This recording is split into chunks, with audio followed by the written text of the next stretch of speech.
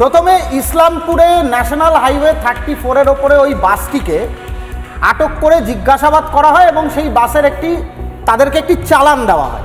ওই বাসটি রামপুরহাটের কাছাকাছি আসে, তখন সেই চালানটাকে পরিবহন দপ্তর এবং পুলিশ প্রশাসন যারা বাসটিকে থামায় তারা বলে যে ওই চালানটি জাল চালান।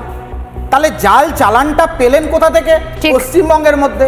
পশ্চিমবঙ্গে জাল জালিয়াতি চুরি জোচ্চুরির ইতিহাস তো নতুন নয়। আমি আপনার এই প্রতিবেদনের মাধ্যমে এখানে বসে সরাসরি পশ্চিমবঙ্গ পুলিশকে চ্যালেঞ্জ করে বলছি, প্রতি বছর ধর্মতলাতে শহীদ মিনারে সিদ্দিকুল্লাহ চৌধুরী থেকে শুরু করে সিদ্দিকি থেকে শুরু করে মুসলিম ইমামদের যে সমস্ত বড় বড় প্রতিবাদ সভা, কখনো সিএর বিরুদ্ধে, কখনো নুপুর শর্মার বিরুদ্ধে, যারা রাস্তায় নামে, তাদের রাস্তায় নামার পর যখন বাস ভর্তি লরি ভর্তি মুসলিমরা বিভিন্ন জায়গা থেকে আসে, পশ্চিমবঙ্গ পুলিশ যদি বাপের বেটা হয় তাদের চালান চেক করে দেখাতে পারবে, তাদের গাড়ির পারমিট দেখাতে পারবে।